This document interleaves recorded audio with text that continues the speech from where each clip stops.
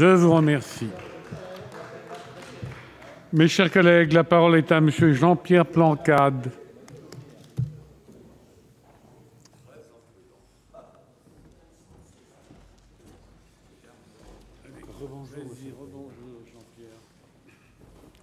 Monsieur le Président, Monsieur le Ministre, mes chers collègues, la proposition de loi que nous examinons ce matin a le mérite de soulever un véritable problème, celui de la pérennité du financement de France Télévisions. Et donc, nous trouvons que cette proposition vient fort à propos. Ça a permis d'ailleurs à Monsieur le Ministre de donner des explications plus longues parce qu'effectivement, la situation financière, la situation de l'État nous préoccupe. Et je comprends le cri de douleur que viennent pousser Jacques Ralite et ses collègues en déposant cette proposition de loi parce que nous savons tous ici, et personne ne le met en cause, son attachement au service public et au service public de la télévision. Mais quand je lis les propositions qui sont faites, j'ai une image qui me vient à la tête. J'ai l'impression d'avoir une référence historique. Je ne sais pas si vous vous souvenez de Eustache de Saint-Pierre. Eustache de Saint-Pierre, vous savez, c'était le chef des bourgeois de Calais qui, dans un acte et un geste héroïque, est arrivé en chemise, la corde au cou, avec 5 autres de ses compatriotes, pour leur « Nous vous donnons notre vie, mais sauvez la vie des habitants de Calais ». Et aujourd'hui, dans cette même démarche héroïque intellectuelle, quand on connaît l'origine de la proposition de loi, on nous dit, pour sauver le service public, eh bien, on va reprendre la manne financière des entreprises privées.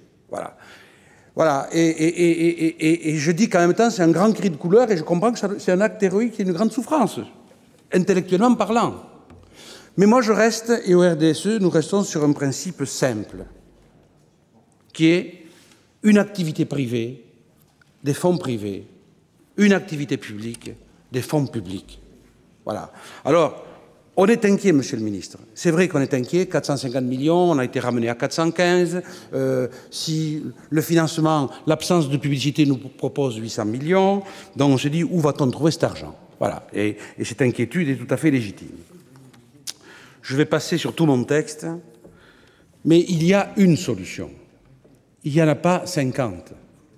Parce que créer l'indépendance financière, elle passe par un seul acte qui s'appelle la redevance télévisuelle. Voilà. Parce que quand on me dit on va mettre la publicité comme ça, ça assurera l'indépendance financière. Non, ça n'assure rien du tout. Ça continue à confirmer le diktat de la publicité sur l'entreprise publique. Et alors, je me suis livré à un petit calcul.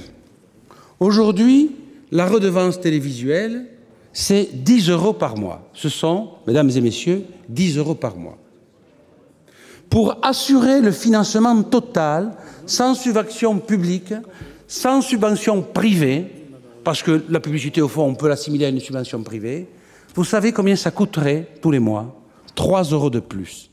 3 € de plus. Et nous avons tout ce débat pour 3 € de plus. Et quand Mme Morin-Desailly, avec M. Belot, vont nous rendre un rapport qui sera excellent, parce que nous en connaissons les auteurs.